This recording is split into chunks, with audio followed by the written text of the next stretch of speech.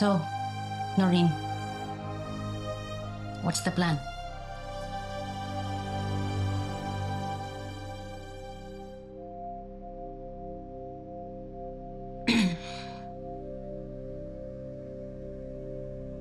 Hindi ito magiging madali para sa ating lahat. Kaya kailangan niyo akong pagkatiwalaan.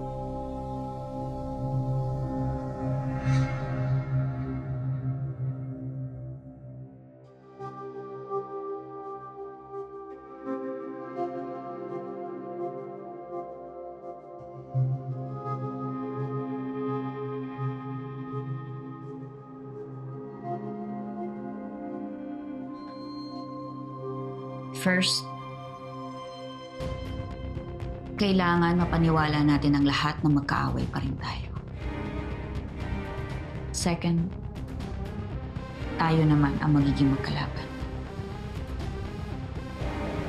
That way, no one would think that we're all in this together.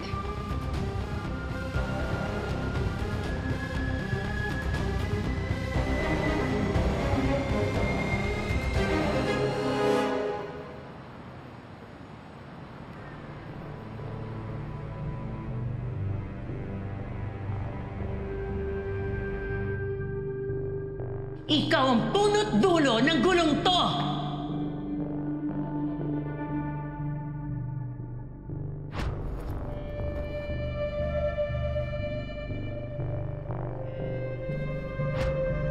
Demonyo ka!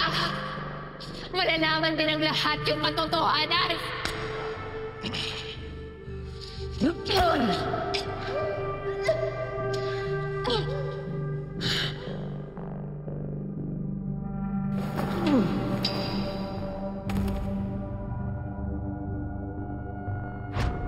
What is this?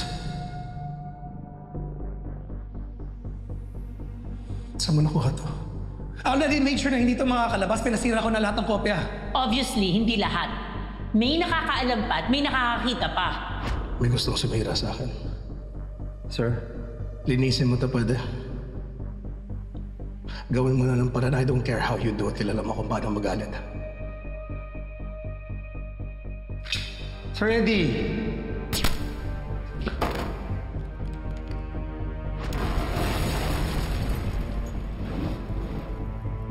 Boss, nalimpit ko na asawa ni Juancho, pero wala sa bagay lang pinapahanap ng folder.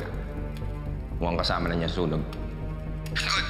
Pero siguraduhin mo yung folder na yun. Wala dapat maiwan na ebidensya. Your mission was compromised the moment na pinadala mo sa akin yung flash drive na yun. Sir, ano na pong plano niyo? I want you to disappear. Forever. Naiintindihan mo ako oras na may marinig ako tungkol sa'yo, magsalita ka, magpakita ka. Hindi ako magdadalawang isip, papatayin ko ang buong pamilya mo. Nasundan ako dito anak ni Chairman Jam. Kaya naman kita pinapunta dito dahil sa kanya. Pinadali lang niya ang mga plano ko. Palay na mismo lumapit sa manok. I will make sure everyone will know what kind of a monster you are. What the hell are you saying, huh? What the hell do you think you are? You're coming to my country and you speak to me with that garbage? Alam niyo na kung anong gagawin dito, ha?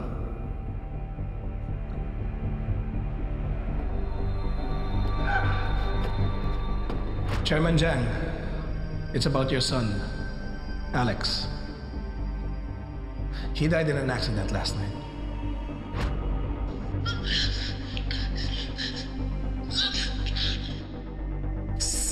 O ayan! One thing's for sure, Toma. Si Velma ang pumatay kay Helena. Eddie Imperial will be the hero of the story. Well, if you say so, I'll do it. A fresh start.